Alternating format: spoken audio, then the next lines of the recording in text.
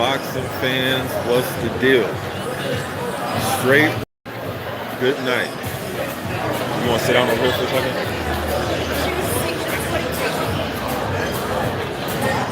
Find a place to sit real quick. Talk about what just happened, what just transpired. Sit right here. So, straight right, good night. All right. Now look, I got the prediction right, man. Damn, I should have put some fucking money down on this fight, but I predicted a 7th round knockout. Shouts out to Joe Casamayor. I seen the former champion, man. Got to meet him, but man, as far as this fight right here, though, man. How you doing? Watching it live, it looked like Ortiz won a large chunk of those early or of the first 6 rounds. No, I didn't, Christian. I didn't, man. And I walked past the sports book too, and I was like, damn. But on my prediction video, I did predict a 7th round Wilder KO, and it went exactly how I thought it would go. It'd be very tactical at first, and I thought even the first 6 rounds, we can argue that Ortiz won 4 of them or 5 of them. There's guys sitting behind me thought Ortiz won all 6, and they were going for Wilder. These guys that were sitting behind us had actually at the Barclays, they watched the first Wilder and Ortiz fight. But regardless of that, I thought Ortiz doing a good job of finding home for his left hand. And Wilder was eating them. I got to give Wilder's credit. He was eating those shots, those left hands, yo. He was taking those shots well. And then, but you can tell Wilder didn't land nothing of significance the first round. You know what I mean? He didn't land nothing big, especially right hand. He did land some good body shots, and Wilder landed some good left hooks. I thought one even, but watching it live in the venue, it did look like Luis Ortiz won about at least 4 of those 6. I mean, I got to watch it again, maybe even 5, man. Like I said, there's guys sitting around me, people sitting around us, thought he won all 6. But either way, he won all 6, he won 4, you thought it was 3-3. See you in a minute, man, says I had to clinch with I can definitely see that. Wilder was looking to counter, man. People don't mean Ortiz counter shit. The dude is still a good puncher, man. Ortiz is a good fighter. Say what you want about Wilder's skill, and he has hardest puncher, and you could probably argue the hardest puncher ever in the division. I will go with Big George Foreman. I'm biased towards Big George, Larry Holmes, and I heard of Ernie Schaefer. Yes, I heard of Jim Frazier and Mike Tyson and all those guys, man, but this, man. Outside of their squad when we were walking out the venue or walking out of the arena. I'm still in the MGM, but the arena, he's won the majority of the rounds before Wilder straight right ended the night. Yes, it did. And it was funny because the vibe, because I was sitting around Wilder fans, and the vibe was kind of quiet. It was kind of quiet. And once that right hand landed, and Wilder with another walk-off type of right-hand shot that landed. What do I mean by that? You guys know when you watch baseball, and the guy hit a home run, and he know it's going. Like how Barry Bonds, back in his prime, would hit a home run. You just know that it's going, and he just walk off and just, you know what I mean, just trot around the bases. That's what Wilder is doing with these knockouts. He's landing right hands, but take away that Fury fight, though, in the 12th round he landed. But look, Fury even said that he was knocked out. You know what I mean? Wilder's landing these right hands. He's literally walking. He's literally landing the right hand and just walking away, like knowing that you're finished and done. That's some highlight reel shit, man. You dig what I'm saying? The Beyonder says, as soon as I seen Ortiz circle left and ran into the ropes, I knew the right hand was going to land. Holy crap. And at first, everybody was like, oh, he dropped his hand. No, he had his hand up. He had his hand up. It just went through. It was smacked right dab in the face, man. So Wilder did a better job in this fight of circling away from Luis Ortiz's left hand. He did a lot of that in the first fight. And I was talking to Malik Scott. I talked to Malik Scott yesterday, and he was telling me that Wilder was circling to Luis's left in the first fight because Wilder was trying to land kind of like a pull counter off to the side, a pull counter right hand over the left, which is very risky, man. But Wilder got away with it in the first fight. But in this fight, he did a better job of just avoiding it at all. Just, you know what I mean, just circling away from it. You know what I mean? But look, man, circle left, circle right. in, out. Once the right hand land is curtains.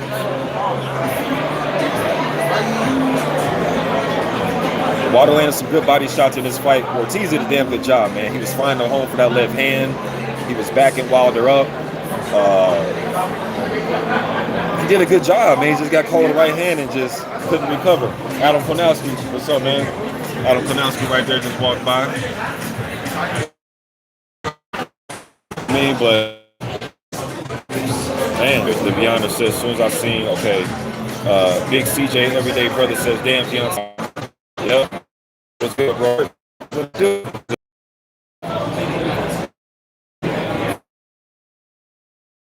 With like a lot of experience, guys that are like 4 or 5 fights deep. You dig what I'm saying? So, in his, he's only a guy that only has a few fights as well, but this is Deontay Wilder's calling.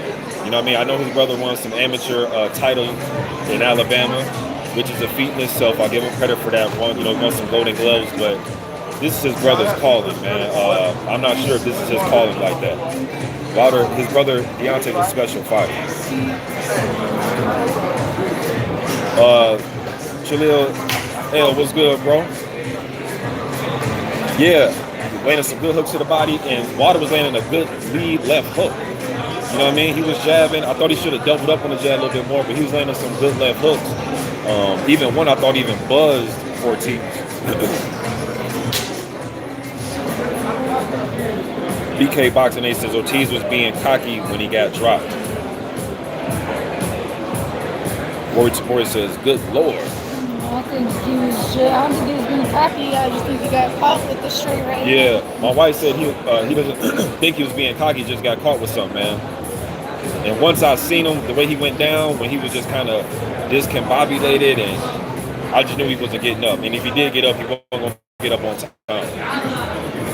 Rory says he hit him perfectly in the jaw. Ortiz was probably totally incapable of movement because it hit the nerve. Yeah. Let's see. Universal Truth says one of the hardest shots I've ever seen. Wilder improved his defense. Mick Strugovic says he knocked the sweat off the man. Okay, so y'all saying he did get cocky. I mean, watching in the venue, I really couldn't tell like that versus like when I seen the way Tyson Fury was being cocky and being trying to put his hands down to be a showman. I didn't really see it. But yeah, man, 7th round knockout. I should have put some money on this damn. And my wife was telling me we were right at the sports. Hey, first of all, I didn't know how serious the bettors. Shouts out to y'all, man, because y'all are a serious bunch of people. Like we walk past the sports book, and they got like seats. They sit down with their notebooks and games and game logs. They were serious as hell, man. We had to walk past there, walked in front of them. They was dead serious about that betting, man. But my wife was like, "She put money down." I'm like, "Nah, I'm really into gambling, man." But I said Wilder in 7, man. Damn. Sheila L says, "What's up, big dog? What's up, y'all? What's up, Mr. Boxer?" Oh, man. Just said this for the fight's over with now, man. But I'm chilling in the MGM. Just going live one time.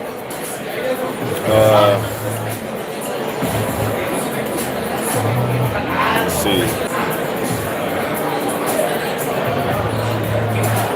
Sierra F was good. Things from Vegas says, remember when he was slow to get off his stool? Jarrell Fleming says, I'm telling you, this man is going to be talked about 100 years from now. Enjoy what you're seeing. Look, man, and that's one reason why I took it upon myself to start traveling to Wilder's fights or just big heavyweight fights in general.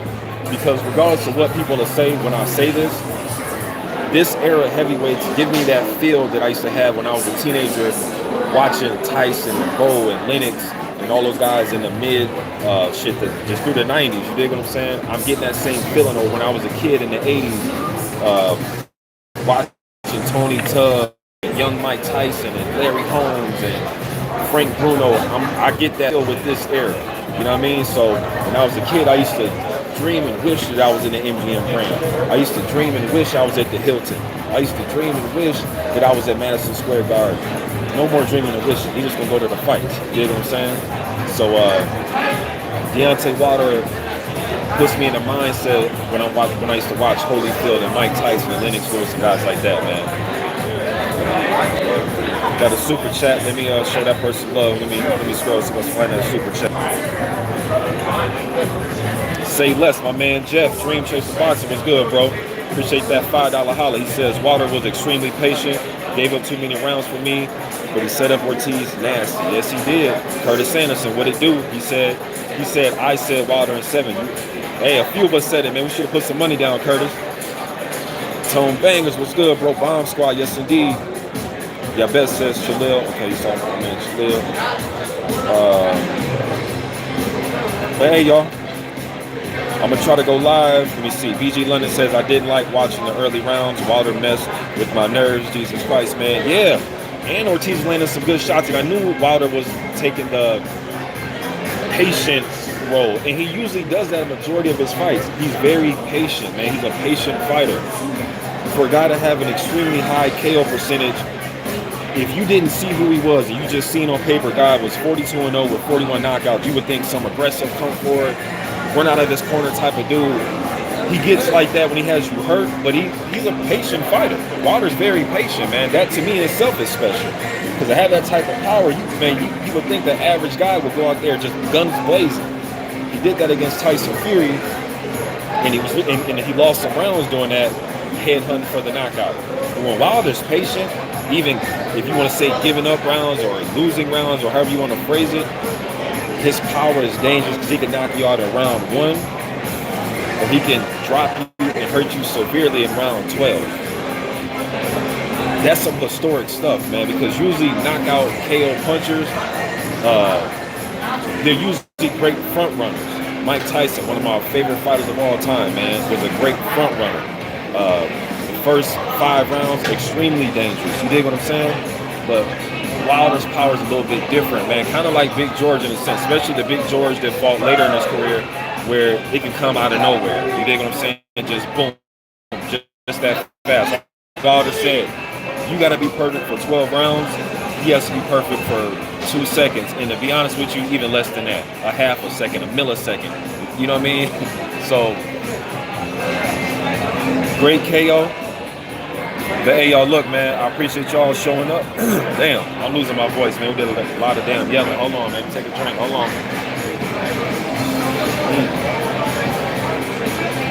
Hey, y'all. My man Tone Banger says his aunt just called him and said Wilder's her new idol. But hey, y'all, I appreciate y'all showing up to this live stream, man. About to walk around this MGM with my wife, man. Enjoy myself my last few days here, leaving Monday morning. See if I can run into some people, man. I ran into Town Biz, did an interview with him. Y'all go check out my man Town Biz JS.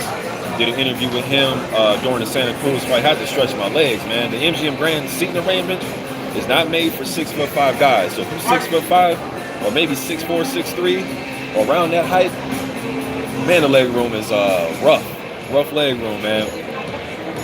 But hey, y'all, I'm gonna holler at y'all a little bit later, man. I'm gone.